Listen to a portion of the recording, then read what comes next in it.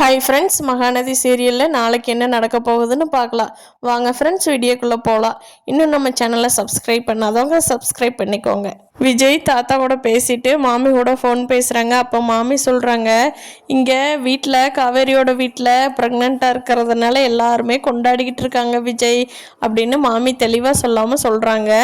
அப்போ விஜய் வந்து, ஓ நம்ம காவேரி அதுக்காகத்தான் நம்மளை கோயிலுக்கு கூப்பிட்டுட்டு இருப்பாளோ, முக்கியமான விஷயம் சொல்கிறேன்னு கூப்பிட்டாலே நம்ம தான் போகாமல் அவாய்ட் பண்ணிட்டோமே, இந்த வெண்ணிலா விஷயத்துக்காக இங்கே மதுரை வந்துட்டோமே அப்படின்னு யோசனை பண்ணிக்கிட்டே, சரிங்க மாமி சரி வச்சிட்றேன்னு சொல்லிட்டு விஜய் துள்ளி குதித்து சந்தோஷப்படுறான். அப்போ காவேரி தான் ப்ரெக்னெண்ட்டாக இருக்கான். எடுத்து கிளம்பி கார் எடுத்துக்கிட்டு நான் எவ்வளோ சீக்கிரமாக வந்து சேர்றேன் பார் காவேரி பார்க்குறதுக்கு அப்படின்ட்டு வேகமாக வந்துட்டுருக்கான் காரில். விஜய் சீக்கிரமாக வந்து காவேரியோட வீட்டில் எல்லோரும் இருக்காங்களே, இப்போ நம்ம காவேரி எப்படி வெளியில் கூப்பிட்றது, அத்தை கோவப்படுவாங்களோ அப்படின்னு யோசிச்சுக்கிட்டே மாமிகிட்ட சொல்லி அனுப்புகிறான். போடா விஜய், உன் காவேரி எங்கூட சண்டை கட்டிட்டேன், நான் உனக்கு மட்டும்தான் ஹெல்ப் பண்ணுவேன், அவளையெல்லாம் கூப்பிட்ற வேலையெல்லாம் என்கிட்ட வச்சுக்காத. ஆமாம், ஃபஸ்ட்டு நீ நல்ல பையன், அவகிட்ட எதுக்கு பேசிகிட்டு இருக்க? வேண்டாம் விஜய், அவகிட்ட பேசுறதை விட்டு உனக்கு நான் நல்ல பொண்ணை பார்த்து கல்யாணம் பண்ணி வைக்கிறேன், நீ போய் வேலையை பாரு அப்படின்ட்டுறாங்க. விஜய் காவேரிக்கு ஃபோன் பண்ணி தனியாக வர சொல்லி மீட் பண்ணி பேசுகிறாரு.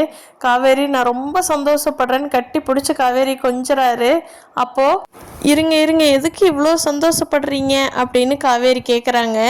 அதுக்கு விஜய், நீ ப்ரெக்னெண்ட்டாக இருக்கையில் அதை சொல்கிறக்காகத்தானே என்னை கோவிலுக்கு கூப்பிட்ட, நான் தான் உன்னை புரிஞ்சுக்காம வெண்ணிலா விஷயத்தை ஃபஸ்ட்டு முடிச்சுட்டு வந்துடலான்ட்டு அதுக்குள்ளே மதுரை கிளம்பிட்ட காவேரி உன்னை பார்க்காம அப்படிங்கிறாரு. அதுக்கு காவேரி இருந்துக்கிட்டு, என்ன சொல்கிறீங்க ஒன்றும் புரியலையே, நிவின் இது சொல்லியிருப்பாரோன்னு காவேரி யோசிச்சுட்டு இருக்காங்க. நம்ம மாமி ஃபோன் பண்ணப்போ சொன்னாங்க, உங்கள் வீட்டில் நல்ல செய்தி, குட்டி பாப்பா வரப்போகுது, எல்லாரும் சந்தோஷமாக இருக்கிறீங்கன்னு சொன்னாங்க, அதுதான் போன வேலையை அப்படியே விட்டுட்டு ஓடி வந்துட்டேன் காவேரி உன்னை பார்க்குறக்கு அப்படிங்கிறாங்க. ஐயோ விஜய், அது வந்து கங்கா வந்து ப்ரெக்னெண்ட்டாக இருக்கா, அதைத்தான் மாமி உங்ககிட்ட சொல்லியிருக்காங்க. என்ன விஜய் அப்படிங்கிறாங்க. அப்படியா காவேரி, வேற ஒன்றும் இல்லையா? அப்போ நீ என்ன விஷயம் சொல்கிறக்காக என்ன கோயிலுக்கு கூப்பிட்ட அப்படின்னு காவேரி பார்த்து விஜய் கேட்குறாரு. காவேரி அதுக்கு சொல்கிறாங்க, நானும் முக்கியமான விஷயந்தான் சொல்ல கூப்பிட்டேன், ஆனால் நீங்கள் வெண்ணிலாவோட விஷயத்தையெல்லாம் முடிச்சுட்டு வாங்க, அப்போ தான் நான் சொல்கிற போகிற விஷயம் நம்ம 2 பேர்த்துக்குமே ரொம்ப சந்தோஷமாக நம்ம ஃப்யூச்சருக்கு அமையும் விஜய், போய் வேலையை முடிச்சுட்டு வந்து என்னை பாருங்கள் விஜய் அப்படின்னு காவேரி சொல்லி அனுப்பிச்சிடுறாங்க. விஜய் சமாதானப்படுத்தி. இங்கே காவேரியோட அம்மா எல்லா வேலையும் காவேரிகிட்டவே சொல்கிறாங்க. கங்கா பாவம் இல்லையா, நீ தான் எல்லா வேலையும் செய்யணுங்கிறாங்க. காவேரி ரொம்ப டயர்டாயிடுறாங்க.